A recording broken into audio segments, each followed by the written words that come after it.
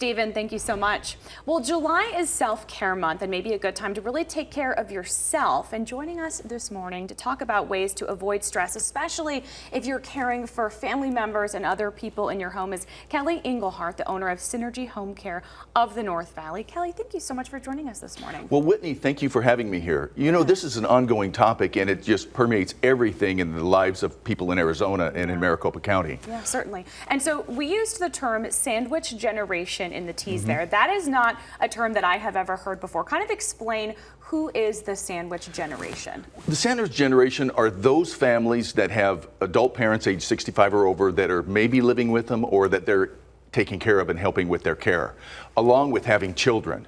So you have this pulled at both ends where you're taking care of your family and doing your work and business and everything, daily activity, and then the activities of caring for parents. Is this something that's becoming more common, you've noticed, in our area and across the country? Well, you know, it's significant because of people age 40 or over, 30% of them have parents that are in this area of needing care. And people age 50 or over, there's more like a third of them experiences. So it's becoming more significant. So if you are an adult and you have, your parents in the home and you're caregiving for them, what kind of effect can that have on a person, just in terms of, the stress and burnout as well? Well, that's a great question because, the regular time, you don't have the self-time for self-care. And the big issue with that is that, by the time you take care of your family and then the demand of the parents and so forth, you get in that feeling that you don't have a lot of free time. You're constantly under pressure. It may cause you to be a little bit more edgy. You're tired more often. Maybe it affects your sleep patterns, things of this nature. And we talk about burnout. We talk about self-care. What really is self-care, and why is that so important? Well, the way we term that, within our industry for in-home care is respite care.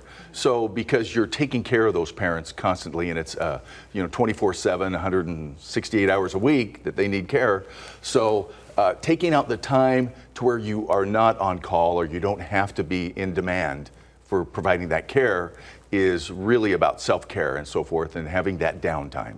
And what are some options for families out there if maybe they have a loved one who they don't want to take them to some kind of home, but they would like to bring help into the home? Well, there's a few different options that are available to people to kind of provide them with support. First of all, economically, you can get with agencies like Area Agency on Aging that'll provide just a broad section of support.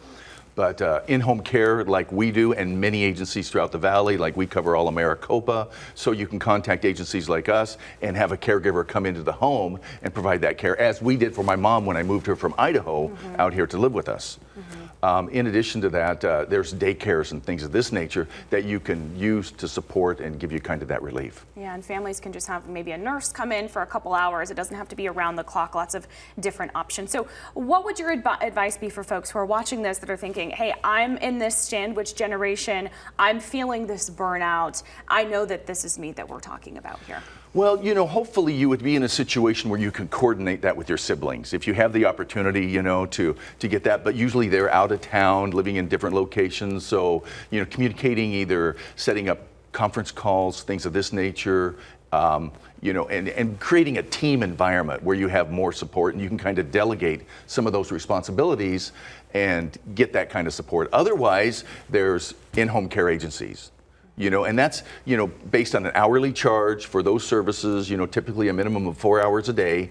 But, like what I did for my mom, we had a caregiver come in 2-3 times a week, which could take her shopping and help her with those things. Plus, we were able to know that she was taken care of and provide that relief from the family. I just know from personal experience as well, it's so important to have that communication and really approach this as a team, just with siblings and whatnot. So this is such an important topic, and I know it impacts so many people who are dealing with some of these things as well. So Kelly, thank you so much for joining us. And if real quick, if folks want to learn more about your services, where can they find out more information? Well, we can go to the Synergy Home Care website. That's, and also we have a family caregiver guide available for everybody that covers all of these topics from A to Z, which we make as a resource for people. And you can get that on our website. In addition, you can call the senior helpline at Area Agency on Aging, 24-hour helpline. Great, all really helpful, important stuff. Kelly, thank you so much for joining us. Whitney, thank you.